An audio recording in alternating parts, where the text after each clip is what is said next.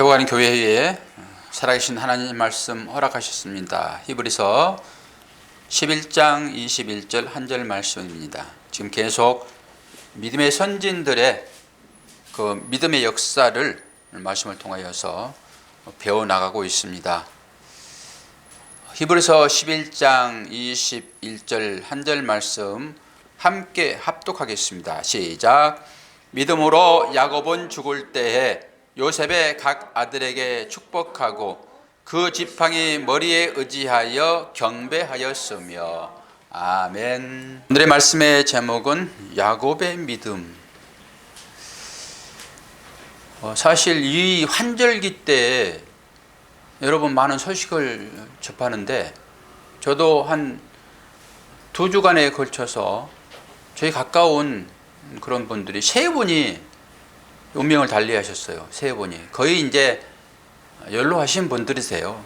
90 가까이 다 되신 분들이라서 예전에는 그러면 우리가 이제 호상입니다 라고 상주를 이루했는데 요즘엔 또 그렇지도 않는 것 같아요. 100세 넘으신 분들이 많이 계셔서. 그리고 사람이 죽는다라고 하는 것은 어떻게 좋은 일일 수 있어요. 이루하기 위한 그런 얘기죠. 우리 주위에 이런 일이 있으면서 저는 많은 생각을 해봅니다. 누구에게나 닥치는 일이지 나는 아직 젊으니까 아직 멀었어 이렇게 말할 수 없어요. 제가 영천에 갔다 오다가 이렇게 저는 그 전날 왔는데 그 다음날 새벽에 거기서 대형 사고가 양쪽에 났잖아요. 그게 제가 다니는 길이었거든요. 그러니까 시간을 여러분 한번 생각해 보세요. 그리고 이제 저보다 좀 늦게 출발한 저희 동생이 그때 밤에 갔다 밤에 올라왔거든요.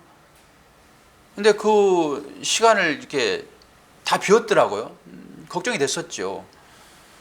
언제 우리가 사고를 당할지 모르는 그런 위기에 삶이 우리인 것이지 저건 남의 나라의 일이고 저건 다른 동네의 일이고 그렇지 않아요. 죽음이라고 하는 것은 부지불식간에 우리에게도 찾아올 수 있으므로 우리가 이러한 죽음의 소식이 사망의 소식이 들릴 때 우리도 그냥 그건 내 일이 아니야 라고 말할 것이 아니라 여러분 생각하셔야 돼요.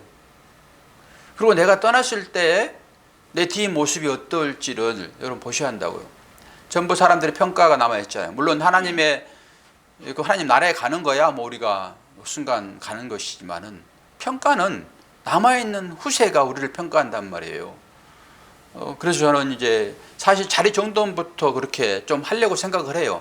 내가 떠나는 자리는 다른 사람이 거기에 앉아 있더라도 정리 좀 해놨네 이렇게 돼야지 그냥 흐트러진 모습으로 그렇게 내가 그 자리에 온다라는 보장이 어디 있습니까? 여러분 아침에 일어나는 것이 너무 자연스러운 일이세요? 아니요. 이건 하나님이 우리를 깨우셔서만 일어나는 거예요. 숨 쉬는 것도 마찬가지라니까요. 우리는 내일 아침에 뭐 일어나겠지라고 잠자리 들잖아요. 아니라는 사람이 많습니다. 아침에. 그것은 곧 하나님의 은혜가 우리한테 입혀졌다라고 여러분 생각을 하셔야 돼요. 그런 각도로 오늘 말씀이 주어질 거예요. 그래서 야곱의 믿음이라고요.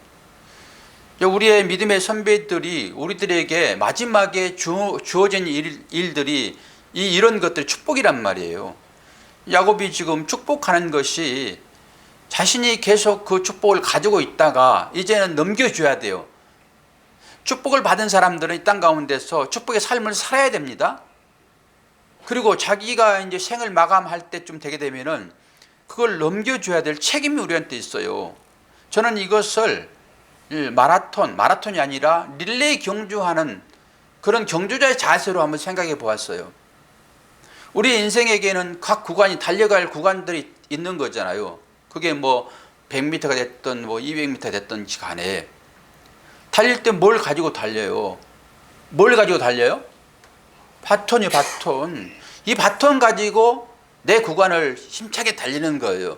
그리고 저는 그것을 우리의 인생이라고 봅니다. 이걸 다른 사람한테 줄 수 없다니까요. 같이 살아가면서는. 이걸 내가 가지고 있기 때문에 이건 내가 가지고 있어야 돼요. 그러나 넘겨줄 때 그것은 내 사명이 끝나는 때란 말이에요. 이걸 잘 넘겨줘야 돼요. 주는 사람이나 받는 사람이나 이건 늘 한번 해봐야 되는 거예요. 경주할 때 실수해가 떨어뜨리면 바로 그 등수에서 제외되어 버리잖아요. 그만큼 우리의 삶이라고 하는 것은 어떤 긴장 가운데 살아가고 있다고요. 릴레이 마라톤 선수처럼 이 바톤을 여러분들이 우리 이제 그 후진들에게, 이제 믿음의 후진들에게 이걸 넘겨줘야 되는데, 하나님께서 여러분들에게 맡겨준 바톤은 무엇인가라고 보셔야 돼요. 나는 하나님께서 우리 후세들에게, 나는 후세가 없는데 이런 소리 하면 안 돼요. 이 목사의 말을 늘 이 육신적인 물질로만 바라보는 사람들은 제가 말하는 소리를 전혀 알아들 수 없어요. 제가 하는 소리들은 전부 다 그걸 통해서 영적인 측면으로 다 얘기를 하는 거란 말이에요. 그러니까 나는 후세 없으니까 나는 바톤 필요 없어, 난 내 마음대로 살다가 나 끝내버릴까, 이런 소리 아니란 말이에요. 이 믿음의 바톤이라고 하는 거잖아요. 그러면 여러분들에게 주어진 그 믿음의 바톤이 분명 하나님께로부터 있을 것인데, 그게 뭐냐라고 하는 거예요. 그거 꼭 잡고 여러분 우리 후세에게 그거 넘겨줘야 돼요. 오늘 지금 그 얘기에 아브라함도 그렇고 이삭도 그렇고 야곱도 그렇다고요. 그 사람들이 지금 계속 자기 자녀들에게 뭐 해요? 축복한단 말입니다. 이게 저는 바톤이라고 생각을 했어요. 그리고 이 하나님의 나라의 신비를 여러분들이 볼 수 있어야 돼요. 하나님 나라의 신비를 보야지만이 그게 나한테 확실하게 인식이 되어지고 그걸 전해주는 거거든요. 제가 좀 신비로운 그런 꿈을 꾸어가지고 여러분들에게 하나님 나라에 대한 것을 좀 간접적으로 이렇게 좀 알려드렸잖아요. 그러니까 이런 것들이나 내지는 환상을 보았다든지 하는 것들은 극히 개인적인 거예요. 이것이 객관성은 없단 말입니다. 이게 전부 주관적. 신앙은 그래서 주관적이라고 보시면 돼요. 내 신앙이 옳다라고 다른 사람들에게 그대로 말할 수는 없단 말이에요. 뭘 봤든지 간에 이건 주관적이에요. 믿음을 키워내기 하나의 방법인 것이지. 그래서 여러분들에게 제가 그 얘기했던 것은 제 주관적인 것이지만은 목사에게 그런 것을 보게 했다라고 하는 것은 목사만이 아니라 목사와 함께 예배하는 공동체 가운데 이것을 소망으로 주라고 하는 것 사인을 받고 저는 여러분들에게 전해 들었을 따름이에요. 그리고 여러분들이 확실하게 잡을 수 있는 것은 성경 말씀을 통하여서 그걸 보셔야 돼요. 그러니까 내가 환상을 보았다든지 꿈을 꿨다든지 여러 가지 자연적인 걸 통해 가지고 하나님의 사인을 받았더라도 그것은 극히 개인적인 것이니까 개인적인 걸로 치부하고, 그리고 여러분들에게 제가 강하게 이것은 꼭 보셔야 됩니다라고 하는 것은 성경 말씀이에요.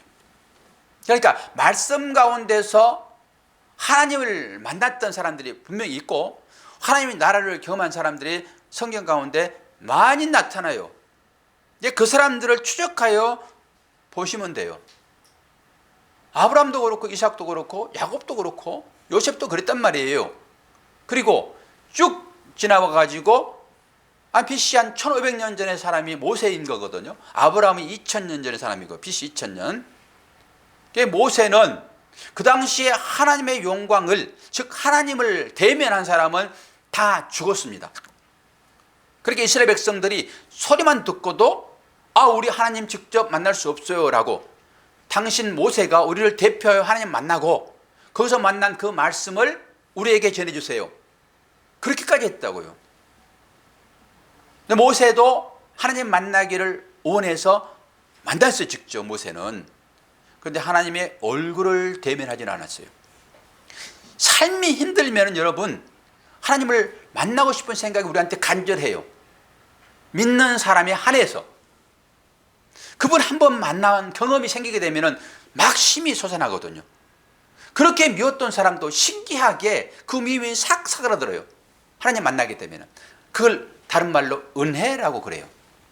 여러분 마음 가운데 미움이 있다 그러면 하나님의 은혜가 떠난 증거들이에요.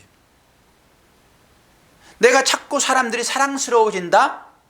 제가 우리 아이들 오늘 한 사람 한 사람 올 때 나 너 사랑한다? 근데 기겁하고 싫어요. 그런 사람도 있어요. 우리 아이들 중에서. 근데 아이들이 대부분 네 그래요. 네 그래요. 네 그래요. 하나님의 사랑하심이 우리의 삶 가운데 이게 느껴지게 되면은 우리는 그 하나님의 사랑이 다른 사람들한테 흘려간다니까요. 그게 우리의 풍족함이에요. 그 은혜, 그 평안, 그게 우리한테 있게 되면은 이 세상 것에 대하여 그렇게 애절하지 않아요. 여러분 삶이 어떤가 보면 알 수 있다고요. 내가 물질적인 것이 잡혀 있는가 그러면은 하나님의 은혜가 필요한 시간이로구나 라고 은혜를 간구하셔야 돼요. 모세도 사역이 되게 힘들잖아요. 그러니까 하나님 만나고 싶은 거예요. 모세는 하나님이 찾아오셔가지고 보낸 사람입니다. 그리고 기적을 베풀 수 있도록 지팡이를 줬다고요. 능력이 지팡이입니다, 그게. 그리고 그것은 또한 나를 의지하여 네가 사역을 감당해 라고 하는 의미도 그 가운데 있어요. 그리고 10가지 재앙이 애굽에 내리잖아요. 그때도 모세와 함께 했던 하나님. 그런데도 불구하고 이 사역이 힘들어요. 왜 힘듭니까? 자기 백성들을 인도할 때 백성들이 모세를 향하여서 돌을 들어요. 이게 백성입니다. 여러분 저를 사랑하십니까? 지금은 좋죠. 모세도 마찬가지예요. 모세가 막 능력을 베풀고 그러니까 모세 사랑합니다. 전부 그렇다고요. 그런데 그들의 삶 가운데 진짜 어려움이 찾아오니까 돌 든다니까요. 죽여버리겠다고 하는 거예요. 죽여버리겠다. 그러니까 모세가 바짝 그들 앞에 무릎 꿇어요. 그것은 곧 하나님께 무릎 꿇은 거예요. 하나님 나 진짜 이거 너무 힘들어서 못하겠어요. 예레미야도 그러거든요. 예레미야도. 그런데 하나님께서 회복의 영을 보내세요. 그게 성령님이세요. 그게 불붙는 마음을 줬다라고 하는 것은 그 마음이거든요. 이게. 그러니까 모세도 힘드니까 나 좀 만나 주시겠습니까? 나 이거 싫어요. 지금 너무 힘들어요. 그러니까 하나님이 나타나시잖아요. 그래가지고 바위 뒤에 탁 숨기시고 지나가면서 당신의 옷자락으로 탁 덮지요. 여러분 옷자락으로 덮는다는 것이 뭘 말하죠? 결혼 얘기예요. 나는 너와 한 몸이야. 이걸 보여주는 거예요. 이게 영적으로 시각에 열린 사람들의 성경 보는 관점이라고요. 그냥 옷 슬쩍 덮어주는 게 아니에요. 그렇게 만났다고요. 그렇게. 그러면은 힘이 솟아요. 그러면 또 힘을 얻고 사역을 감당하는 거예요. 특별히 신약에 넘어와서도 이 하나님을 만난 사람이 있어요. 특별한 방법으로 만나요. 사도행전 7장 55절이에요. 여러분 저하고 눈이 마주쳐야 돼요. 이상형 원사님 저하고 눈이 지금 안 맞아요. 지금 어디 갔어요? 지금 이쪽으로 좀 빠지세요. 이쪽으로. 여기 우리 교회는 기둥도 없어가지고 이게 숨을 수도 없어요. 그러니까 기둥이 없으니까 이제 뒤에 딱 숨는다. 저하고 눈을 마주치지 않으면은 하나님의 은혜가 여러분들한테 안 들어간다니까. 여러분 은혜가 어디로 들어오는지 아세요? 눈으로 들어와요. 은혜가. 눈은 마음의 창이 있잖아요. 하나님과 시선을 고정시키는 것이 은혜를 받는 증거입니다. 이게. 그래서 우리가 하나님 손길 구하지 말고 하나님의 얼굴 구하라는 거예요. 얼굴. 하나님의 얼굴 돌리면 그게 심판이에요. 여러분 뭐 심판을 두려워하지 마세요. 하나님의 심판은 얼굴 돌린 거라니까요. 상황 그대로 있어요. 그러나 하나님 얼굴 돌리면 그게 심판이에요. 여러분 마음대로 그냥 살아버려요. 그러나 그 삶이 하나님의 얼굴 가운데 있어야 되는 거예요. 삶은 똑같을 것입니다. 그러나 하나님이 얼굴 돌리면 끝이에요. 이것은 시선이란 말이에요.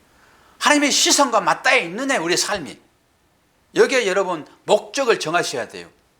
나 하나님의 시선에 나의 삶의 목적을 정하겠다. 그리고 사셔야 돼요. 그럼 하나님이 여러분을 보시잖아요. 이게 눈동자처럼 지키시는 거라니까요. 이렇게. 우리는 하나님의 눈동자예요. 여러분. 하나님은 여러분을 통해서 다른 사람들에게 사랑을 베푸신다고요. 눈동자라니까요. 하나님이 눈이 눈. 그리고 여러분의 손은 하나님의 손길이고 여러분 발은 하나님의 발길이세요. 하나님은 실체가 없잖아요. 하나님이 나타날 때는 뭐예요? 뭔가 움직이는 걸 통해 나타나시는 거예요. 하나님은 자연을 통해 나타나시기도 하시고 여러분을 통해 나타나시는 것이에요. 여러분들이 입이 자꾸 다른 사람을 비방하고 미워하고 하는 입술로 여러분이 사용되게 되면 그건 마귀의 입술 되는 것입니다. 사람이라고 하는 것은 절대 독립자가 아닙니다. 하나님만이 독립자예요. 사단도 자신이 독립자라고 거짓을 하는 거예요. 그러니까 여러분은 하나님에 의해서 쓰임받든지 사단에 의해 쓰임받든지 나타나는 것이 그렇게 나타난단 말이에요. 그러니까 미움으로 나타나면 사단의 도구로 쓰임받는 거예요. 그 당시에 한 눈물에서 쓴먹을 담물이 없다라고 분명하게 얘기했는데 어떻게 우리한테는 그게 다 나오냐고. 이게 믿음 없음의 증거예요. 그러면서 자신을 살펴보는 것입니다. 왜 하나님 내 안에 성령이 계시고 주님이 임재하신다는데 왜 나는 그게 안 나오고 왜 악한 것이 나옵니까? 이게 왜 습관이 왜 나오냐고 해서 그렇게 여러분 기도하셔야 돼요. 보세요. 사도행전 7장 55절에서 56절. 스데반이 성령이 충만하여 하늘을 우러러 주목하여 하나님의 영광과 및 예수께서 하나님 우편에 서신 것을 보고 말하되 보라 하늘이 열리고 인자가 하나님 우편에 서신 것을 보노라. 이게 평상시에는 이런 환경이 안 보여주는 거예요. 평상시에는 이게 육을 입고 있는 우리들이요, 이 영의 눈이 안 열립니다. 평상시에 여러분 영의 눈이 열리고 싶은 분 손들어 보세요. 영의 눈이 열리고 싶으면 손들어 보세요. 24시간. 그럼 안 돼요. 가끔 보여주셔야 돼. 가끔. 영의 눈이 열리게 되면은 천상 세계만 보이는 것이 아니라 마귀 세계도 본다니까요. 마귀 세계도. 그럼 여러분 견디겠습니까? 못 견딥니다. 우리는. 그러나 가끔 영의 눈이 열리게 되면은 천상의 세계를 보는 거예요. 지금 스데반이 기가 막힌 설교 한 편을 하고 지금 끝나는 상황이에요. 이 상황이 어떤 거냐 그러면 설교를 열심히 했더니 이게 설교의 대표적인 능력입니다. 그러니까 제가 스데반의 설교를 하게 되면은 여러분들이 회중이라 하게 되면 여러분들이 저한테 돌을 던져야 돼요. 어떤 사람이 돈 던질까요? 자기 의가 강한 사람들. 자기 부인이 되지 않는 사람들은 돌을 던지게 돼 있어요.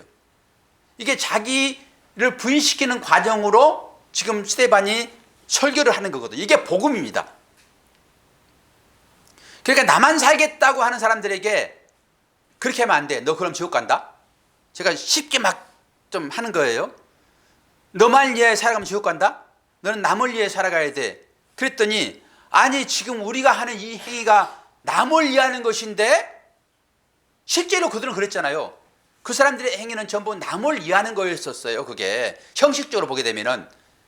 그런데 주님은 그것을 너를 위하는 행위다 해버리니까 이게 나를 뭘로 보고? 스데반이 지금 그렇게 돌 맞아가지고 지금 죽음 직전에 있습니다. 그러니까 여러분 죽음 직전에 이르게 되면요 보입니다. 제가 말씀드렸죠. 저희 어머님을 통해서 제가 간입적으로 받고 제 동기 목사님 아버지의 운명 직전을 제가 들었고요.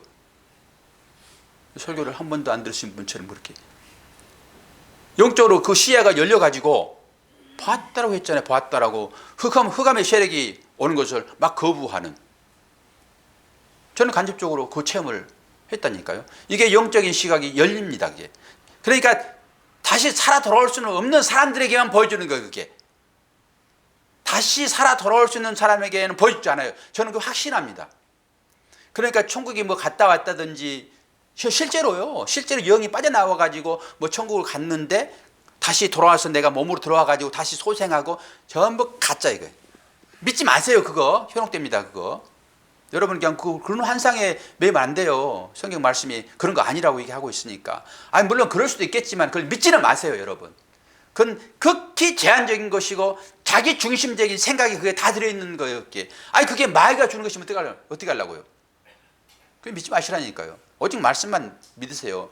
그러니까 저는 다시 돌아올 수 있는 사람에게는 보여준다고 생각을 해요. 그런데 스데반이 그 하나님의 말씀을 전했더니 돌을 맞아가지고 거의 죽음 일보 직전에 이걸 본 거예요. 그러면은 누가 그 얘기를 듣고 이거 썼냐? 그런 것은 따지지 마세요. 과학적으로 뭐 어쩌고 저쩌고 전 따지지 마세요.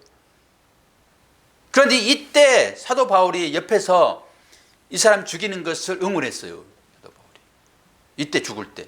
그 보세요. 지금 뭐라고 그래요? 말하되 보라! 지금 스데반이 말하고 있는 거예요. 본 걸 그대로 얘기하는 거예요. 제가 꿈속에서 이 꿈은 거짓이 많아요. 꿈에서 본 걸 그대로 말해주듯이 보라! 하늘이 열리고 인자가 하나님 우편에 서신 것을 내가 본다라고 하는 거예요. 인자가 누구세요? 예수 그리스도예요. 하나님 우편에 계신 분. 그분이 지금 스데반이 복음을 전하고 돌 맞아서 죽음 일보 직전에 있는데 그게 환상이 하늘이 딱 열리는 거예요. 여러분 구약에 보게 되면은 게하시 그 종도 보잖아요. 적진들이 쳐들어와 가지고 우리 다 죽게 생겼는데 너무 힘드니까 기도하는 거예요. 그런데 하늘이 확 열리면서 불병거가 위에 있어요. 위에 가끔 열리다니까요. 여러분 이것 좀 보고 싶지 않으세요? 요즘 안 보고 싶어요? 보셔야 돼, 보셔야 돼.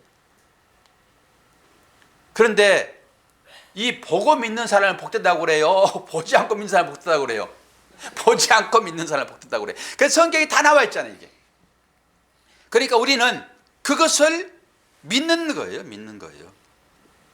그런데 이 야곱이 지금 죽음 직전에 지금 축복 기도하고 있는 내용이란 말이에요. 그러면 야곱이 생전의 삶을 살면서 이 야곱이 온전한 삶을 살았습니까? 이 야곱이 자기 아버지 이삭의 축복을 가르쳤잖아요. 지난번에 이삭의 믿음에 대해서 배웠잖아요. 그때 축복을 가르쳤잖아요. 그래가지고 그 이후에 에서가 와가지고 고기 요리 다 해가지고 아버지한테 아버지 드시고 저 마음껏 축복해 주세요. 그랬더니 너 누구냐? 아니 저 에서잖아요. 아빠 몰라요 에서? 축복을 다 해버렸는데 내가 빌 게 없구나. 그러니까 뭐라고 그래요? 아버지 그자는 야곱이잖아요 그러잖아요. 앞에 축복받은 그자는 야곱이잖아요. 그게 긍정적인 이름이에요? 부정적인 이름이에요? 야곱이잖아요 그래요. 그는 야곱이잖아요. 그는 사기꾼이잖아요. 그건 발뒤꿈치 잡고 나온, 발뒤꿈치는 뭐예요? 넘어지게 하는 자예요. 달려갈 때 여러분 탁 한번 건드려 보세요. 바로 넘어져 버려요. 발뒤꿈치 잡았다라고 하는 거 그거예요 지금.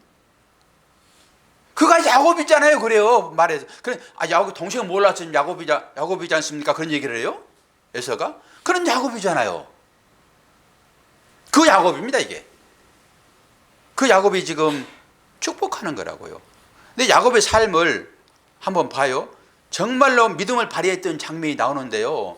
여기 창세기를 지금 가지고 축복하는 장면들이잖아요. 네 족장은 여러분 기억하세요? 첫 번째 족장 이름 누구예요? 아브라함. 효주 씨 이거 다 알아야 돼. 아브라함. 두 번째 족장 누구예요?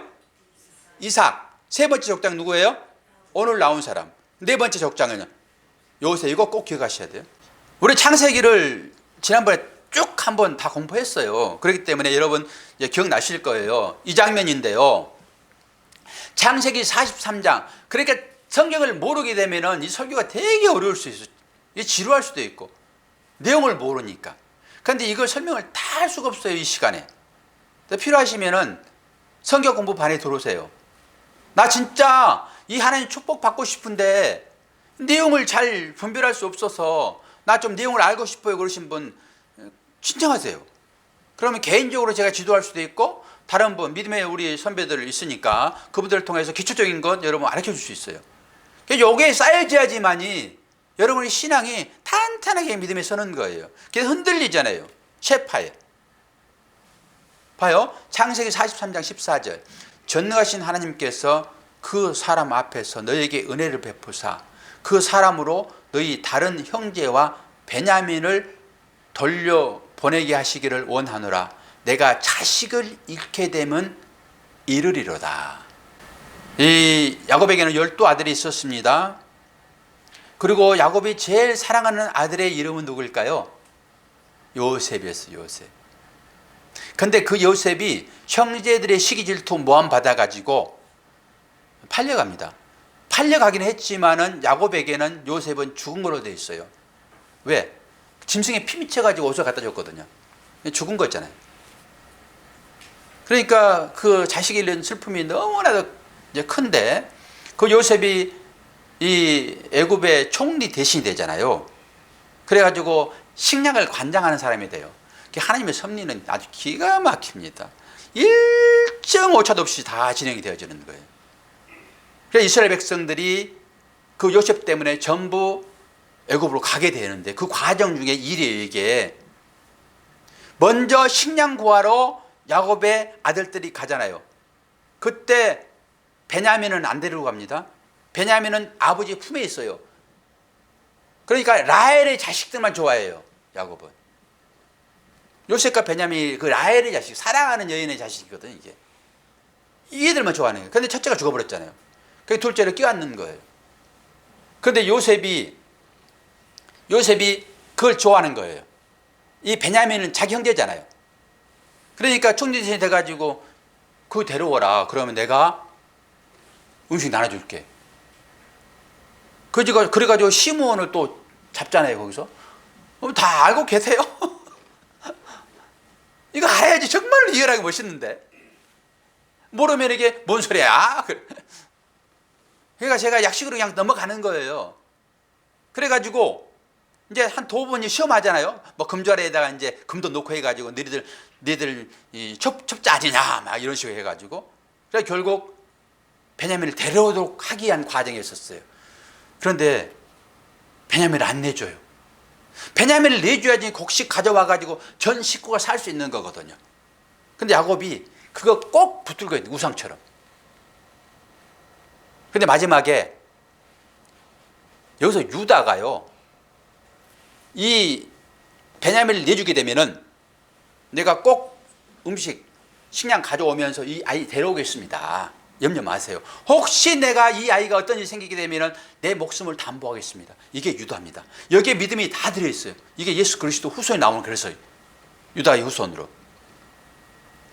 근데 그렇게 얘기를 하니까 이제 야곱이 그 품 안에 품고 있는 베냐민을 내주는 거예요. 베냐민. 이래서 전 가족이 다 살아요. 그럼 질문 하나 여러분 드려야 돼요.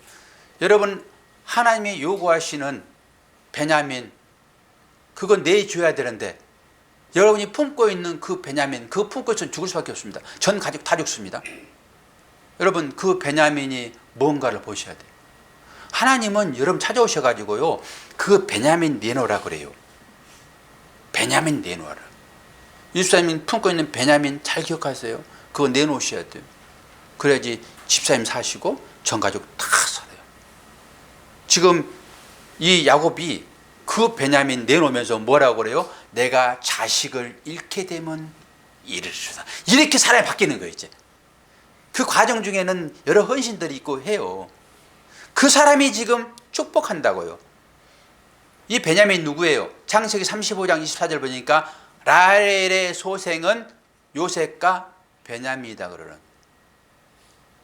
사랑하는 여인의 자녀 둘 다 잃어도 이제는 상관없다라고 포기하는 거예요. 그러니까 양식이 주어지는 거예요. 생명이 부어진 바 된다라고요. 여러분이 갖고 있는 거 하나님이 분명하게 요구할 거예요.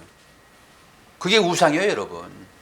그건 내놓으라고 찾아오신다니까. 그래서 이 말씀이 하나 더 주어집니다. 43장, 창세기 43장 8, 9절. 유다가 아비 이스라엘에게 이르되 저 아이를 나와 함께 보내시면 우리가 곧 가리니 그러면은 우리와 아버지와 우리 어린 것들이 다 살고 죽지 아니하리라. 내가 그의 몸을 담보하리니.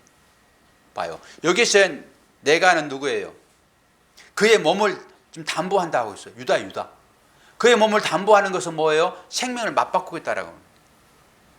아버지께서 내 손에 그를 물으소서. 내가 만일 그를 아버지께 데려다가 아버지 앞에 두지 아니하면 내가 영원히 죄를 지으라. 나 지옥 가겠습니다 이거예요. 내가 그 베냐민 데려오지 않게 되면은 이게 유다 즉 예수 그리스도를 그래서 상징하고 있어요.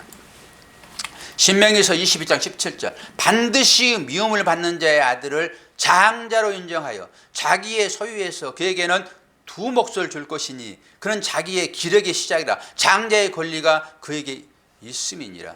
여기서 뭐예요? 반드시 그 미움을 받는 자의 아들을 장자로 인정하겠다. 여기서 미움을 받는 사람 누구예요? 요셉입니다.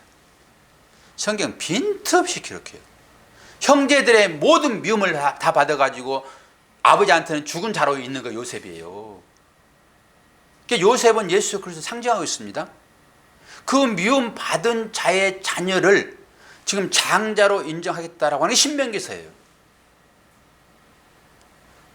우리가 여기에 들어있어요. 지금 우리가 예수님이 미움 받아서 십자가로 처형당하신 것입니다. 그 예수를 통해서 낳아진 자식들이 우리예요. 하나님은 이 자를 장자로 쓰겠다라고 하는 거예요. 전부 감춰 있잖아요. 지금 구약은 전부 다 예수 그리스도를 얘기하고 있다고. 이걸 볼 수 있어야 되는 것입니다. 역대상 5장 1절 이스라엘의 장자 루벤의 아들들은 이러하니라. 루벤은 장자라도 그의 아버지의 침상을 더럽혔으므로 장자의 명분이 이스라엘의 아들 요셉의 자손에게로 돌아가서 족보의 장자의 명분대로 기록되지 못하였느니라. 섬찟합니다. 제가 오늘 이걸 집중적으로 여러분들에게 말씀을 전할 건데요. 여러분, 하나님의 나라를 영적으로 다 보고 싶고 하나님의 간섭하심을 경험하고 싶다고 여러분 말씀하셨잖아요. 그리고 그 하나님의 임재하심이 나한테 있게 되면 우리는 평화가 찾아오고 그 평화 가운데서는 미움이 다 없어지는 것입니다. 이 경험하고 싶은 거 우리가. 그런데 여러분이 평생 그렇게 기도해도 느끼지 못할 경우가 많이 있을 것입니다. 오늘 여러분들의 눈을 제가 이 부분을 통해서 열어드릴 거예요. 눈을. 그럼 시각이 여러분이 바뀌어질 거예요. 제가 보는 시각으로 여러분 사물을 보게 될 것입니다. 제가 보는 시각으로 성경을 보게 될 것입니다. 제가 보는 책들 참 많이 있어요. 그런데 제 요구에 합당한 책은 거의 없어요. 제가 지금 히브리서 이거 아더 핑크라고 하는 사람은 청교도 신학자입니다. 그 중에서 제가 책이 좋아서 이 책을 기본으로 해가지고 말씀을 전하는데요. 이번에 책도 8, 90%는 전부 인본주의예요. 사람이 어떻게 잘 사는가예요. 그거 인터넷 들어가지고 여러분들이 아무리 좋은 글을 보고 설교를 들어봐도 전부 다 초점이 사람한테 맞춰 있어요. 그게 나쁘냐? 왜 나쁩니까 그게? 우리가 사는 것은 좋아요. 그거 그대로 살면 너무 좋죠. 그런데 하나님의 시각은 그 시각이 아닌 것이기 때문에 문제가 생기는 거예요.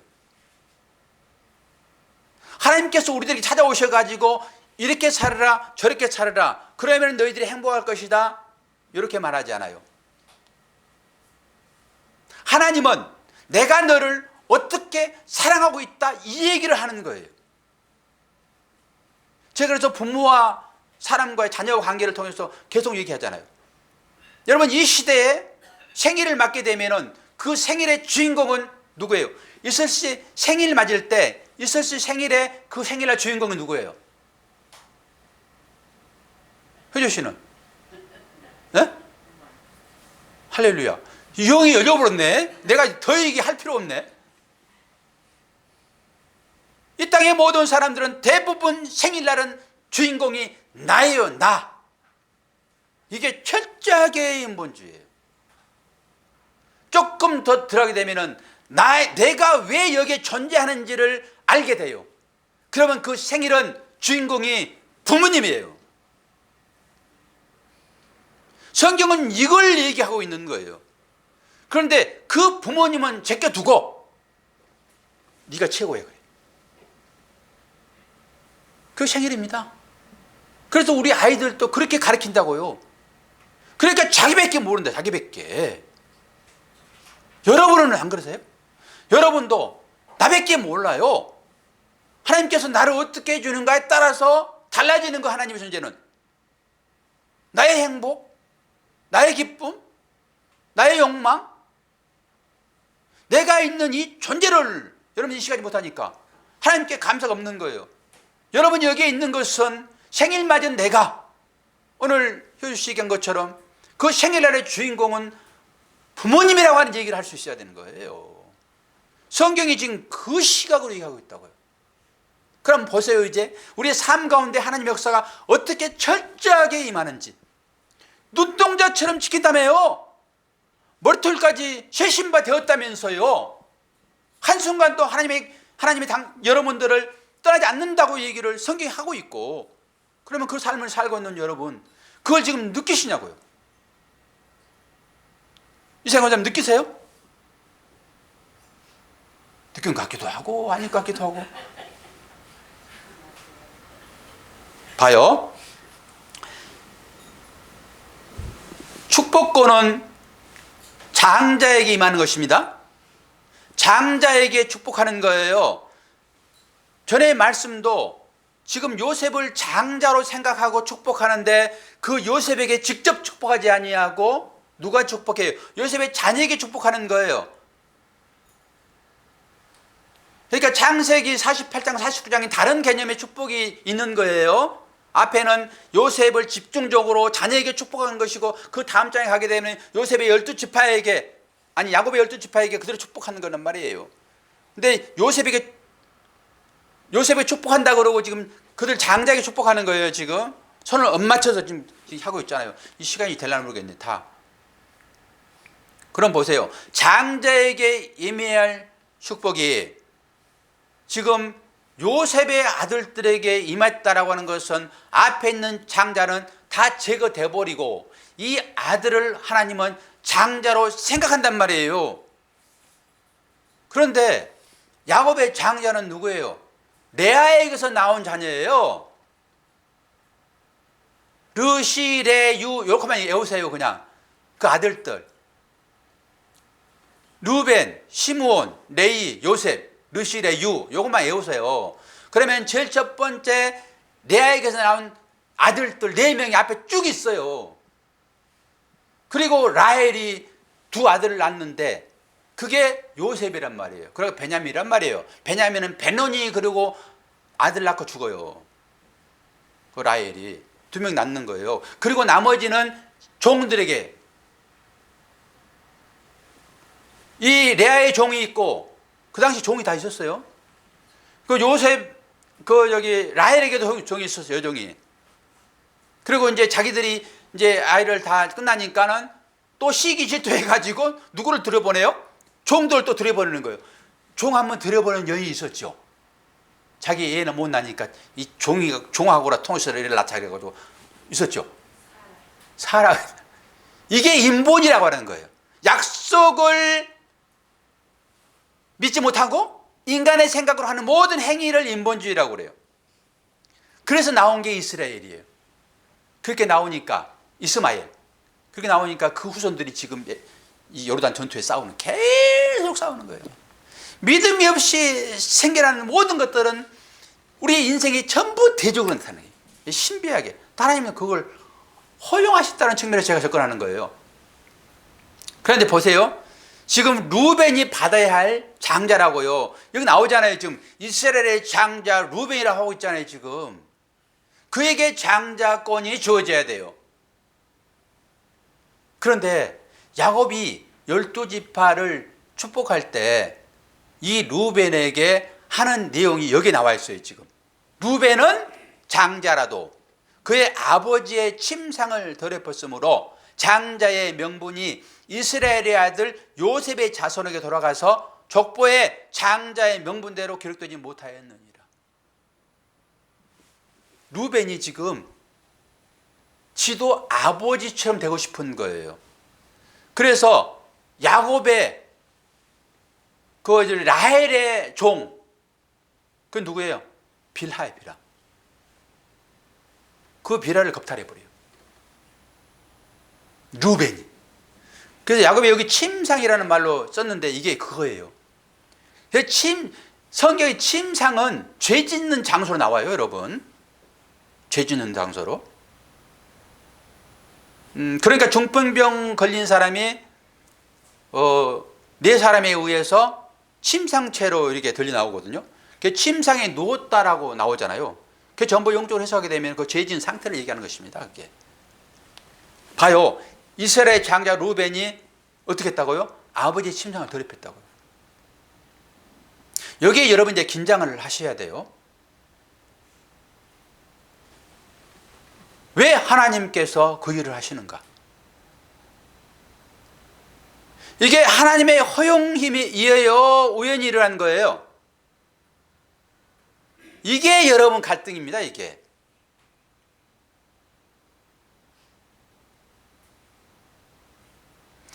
깊이 여러분 생각하셔야 돼요. 그럼 사물을 관통할 수 있어요. 하나님의 역사를 경험할 수 있어요. 우연하게 진행되어진 것 같잖아요. 장자가 이 요셉의 자손으로 하나님은 계획 다 세워놨는데 왜 그들을 누뚱으로 만들고 왜 루벤은 먼저 탄생하게 했는가? 그리고 이 루벤이 왜 아버지의 침상을 더럽히는 거예요? 여러분 스스로 이걸 깨달으셔야 돼요.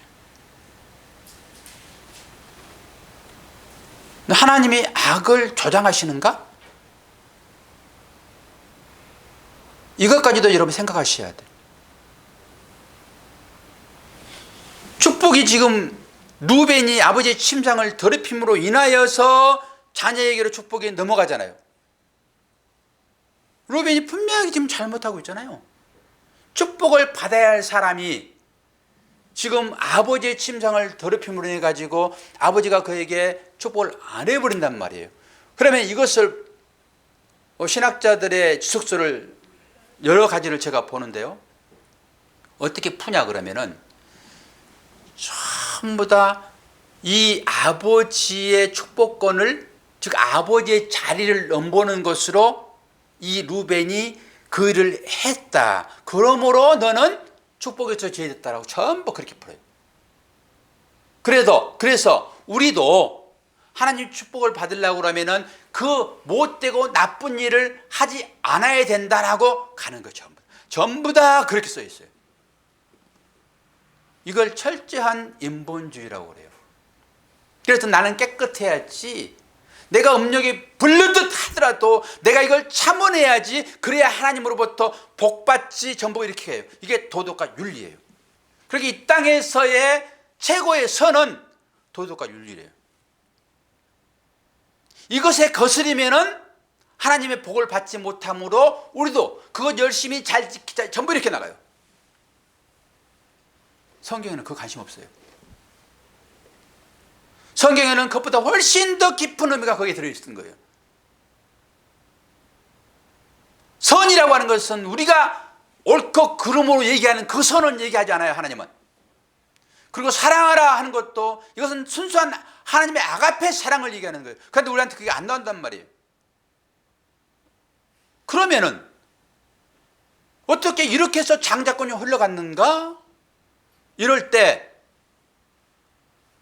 루벤이 그 일을 함으로 인해서 이렇게 흘러갔는데, 이것이 결론으로 나와서 하나님은 이것을 쓰시는데, 그럼 이게 뭔가 이거? 그럴 때 하나님의 손길이 어떤 식으로 붙들고 있는지를 보셔야 돼요. 인간은요, 창세기 보더라도 인간의 모든 계획은 선하다고요? 악하다고요? 악해요. 인간의 모든 계획은 악해요. 그래서 시편에도 얘기하고 신약에 넘어와 가지고 의인은 없나니 뭐라고 그래요? 하나도 없다고 그래요. 그러면은 우리들이 나오는 그 모든 행위는 악한 거예요? 선한 거예요? 다 악한 거예요. 다 악한 거예요. 하나님 보시기에 전부 악한 거예요. 우리가 도덕과 윤리로 이것은 좋은 것이고 이것은 나쁜 것이고 이런 측면이 아니에요. 너 욕하니까 너 악한 거네, 너 음란하니까 악한 거네, 이런 얘기가 아니에요. 성경은. 그래도 우리가 하는 모든 것들은 성경으로 보게 되면 다 악한 거예요. 타락한 것. 그런데 우리한테서 최소한도 도덕과 율법으로 정해진 그것도 선이라고 하니까 그 선이 나올 수 있도록 하나님께서 어떻게 하시냐? 붙잡고 있는 거예요. 우리를. 이 선을 놔버리게 되면은 우리는 근본적으로 몸만 출생을 시키는 거예요. 악만 출생시키는 거예요. 그래서 어떤 분이 그 실밥을 가지고 이렇게 옷에 자꾸 달라붙는 것으로 악을 얘기를 한번 하더라고요. 정전기를 하게 되면 다 달라붙잖아요. 악은 그렇단 말이에요. 그러니까 하나님께서 우리를 꼭 붙들고 있으니까 우리가 악한 자로 도덕과 윤리적 측면에서만 얘기해도 그게 안 나오는 거예요. 붙들고 있기 때문에. 이걸 잘못하게 되면은 하나님께서 악을 만드시는가 이렇게 생각하는 거예요. 그래서 그럼 루벤이 악으로 들어갔는데 하나님께서 일부러 시켜서 그랬냐라고 봐버린단 말이에요. 이게 인본주의라고요. 네가 그거 안 했으면 복 받을 텐데, 네가 그거 안 했으면 복 받을 텐데, 네가 그거 함으로 너는 복 못 받았어. 너는 그렇게 하지 말아라고 한단 말이에요. 전부 다 그래요. 전부 다. 아무리 유명 목사들 얘기 들어봐 다 그래요. 여러분 생각을 한번 해보시라고요. 제가 이런 제안을 하는 것이니까 무엇이 바른 것인지를 보셔야 돼요. 그래 하나님 반대편에 서지 않는단 말입니다. 의인은 없네, 하나도 없어요. 그러니까 우리가 나올 수 있는 것은 전부 악밖에 안 나오는데 하나님께서 우리를 붙들고 있기 때문에 그 악이 안 나오는 거라고요. 그러면 루벤이 지금 자기 아버지의 침상을 더럽히는 것은 뭐겠습니까? 하나님이 손을 놓아버리는 거예요. 그래서 악으로 달려가 버리는 거예요. 그래서 하나님은 당신의 뜻을 이루시는 거죠. 요셉의 장자에게 그렇게 이루시는 거예요. 악을 조장해 가지고 악하게 만들어서 이 장자를 치워버린 것이 아니라 전부 우리는 그렇게 될 수밖에 없는 사람들인데 하나님은 당신의 뜻을 이루기 위하여 이것을 잠시 놓을 따름이에요. 그럼 우리들은 전부 악으로 달려가게 되어 있어요. 여러분들이 악 달려가지 않고 여기 나와서 예배자로서 여러분이 쓰신 것은 하나님께서 여러분을 붙들고 계시기 때문에 그게 가능해요. 여러분 놓아보세요. 언제든지 예배는 없습니다. 예배는 모든 것이 총화예요.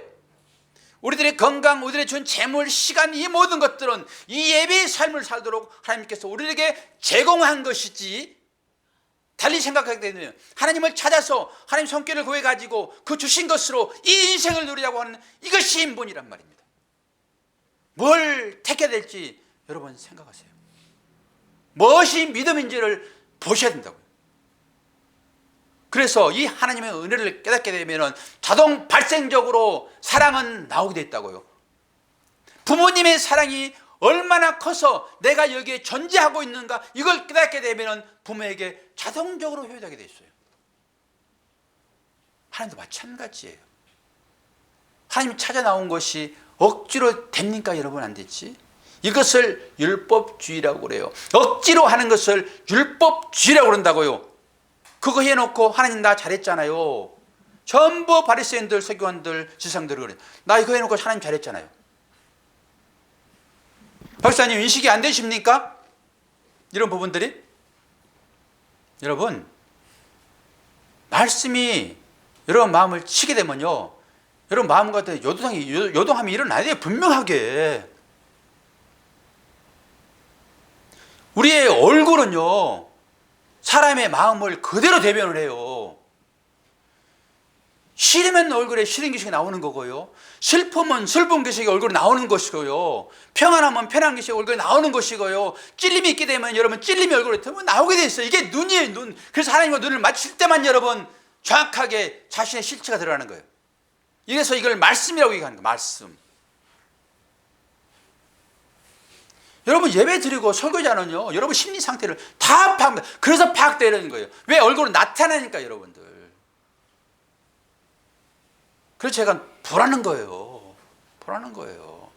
여러분 심리 상태를 제가 뭘 보고, 제가 신입니까? 여러분 마음에 들어가서 여러분 보게? 얼굴은 그런 거라니까요. 여러분 기분이 좋은데 찡그는 사람이 있습니까? 그래서 그래도 알아요.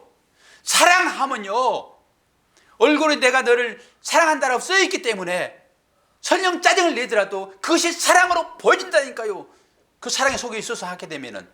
그래서 자식들이 부모가 치는 그 매질에 대하여 와서 끌어안는 거예요. 그 사랑을 아니까. 제가 여러분들에게 이 설교할 때도 여러분 정말로 들키실 수도 있고 여러분 심령을 정말로 쪼개는 그런 말씀일 수 있으나 이것이 사랑으로 여겨지게 되면 여러분 불편하잖아요. 그런데 이게 전혀 내가 가지고 있는 생각과 다르게 되면 여러분 얼굴에 그대로 써 있어요. 그대로.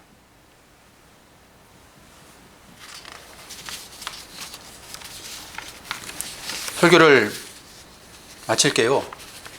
그래서 요셉이 마지막에 지팡이에 의지하여 축복했다고 그러죠. 지팡이에 의지하여 축복했다고. 그건 뭐예요? 이 야곱이 한도벽 칠 때 그 인생 전 자아는 다 죽은 것이라고 그래요. 그리고 이제는 지팡이에 의지하여 살아갈 수 있도록 하나님께서 그 지팡이 준 거예요. 실제는 지팡이에 있었겠죠, 그게. 실제는. 그런데 그 의미가 뭐예요? 넌 이제는 나 의지하여 살아가. 지팡이는 의지하여 살아가는 자의 어떤 기구잖아요, 도구잖아요. 그래서 너는 이제는 나를 의지해 살아가라고 지팡이를 준 거란 말이에요. 그래서 그 지팡이 의지하여 복 비는 것입니다. 그러니까 내 힘으로 복 안 나가요. 그 지팡이 의지하여 복 비는 거예요. 그래서 여기 지팡이 처음 나와요. 여기에서 지팡이 의지하여 복 빌었다고. 그러니까 여러분들이 자녀에게 복을 빌려고 그러면 뭘 의지해야 될 것인지는 여러분 스스로 판단하세요. 그 지팡이 외에는 복 빌 도구가 없어요. 지팡이 의지하여 살아감으로 그 아브라함에게 주었던 그 복, 그것이 이삭으로 야곱으로 요셉은 사라져버리니까 예수 그리스도 사라져버린 거예요. 그리고 그 자녀들에게 그대로 임하고 그것이 곧 우리들에게 현재 임했다라는 이 사실들을 영적으로 믿고 보는 사람은 체험하는 거예요. 그리고 삶 가운데 여러분의 삶이 한순간도 하나님의 붙잡힌 바 되지 않는 일이 하나도 없고 좀 악한 일이 생겨났다 하게 되면 그것은 하나님께서 여러분들을 자녀 만들기 위한 과정인 것이지 여러분이 힘들게 해가지고 쪼그라뜨려가지고 밟아버리려고 여러분 놓는 게 아니란 말이에요. 설령 악한 일에 처해 있다 할지라도 그것은 곧 약속을 이루는 것으로 여러분 주어지는 하나님의 노임인 것이지 완전히 노임이 아니란 말입니다. 하나님의 언약을 이루기 위하여 여러분 장자로 쓰시기 위하여 잠시 연단하는 과정으로 놓는 거예요. 놓게 되면 여러분들이 악속으로 들어가는 거죠. 이것이 때로는 질병으로 올 수도 있고 그것이 때로는 여러 가지 사업의 실패로 올 수도 있고 다양한 것으로 올 수 있는데 이것을 하나님께서 쳤다라고 생각하지 마시고 원래 우리의 존재는 놓으면은 악으로 달려가는 그런 심상들인데 하나님은 그걸 통해서 쓰신다고. 여러분 그래야지 기도합니다. 기도는 곧 하나님과 깊은 관련이 있는 하나님과 밀접한 교제의 도구예요. 여러분 고난 없이 어떻게 기도할 수 있습니까? 누가 고난 없이 기도해요? 그건 전부 다 나는 가짜라고 봐. 아닐 수도 있지만은 기도하겠습니다. 하나님 아버지, 하나님 은혜를 감사합니다.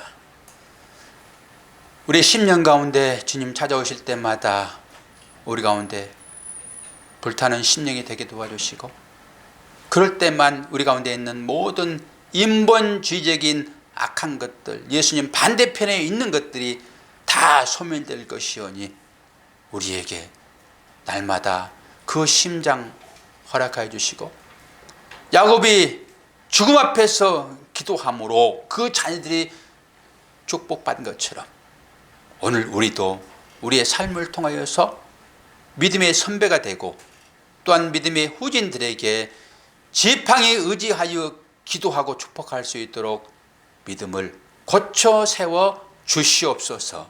예수 그리스도의 이름으로 기도하옵나이다. 아멘.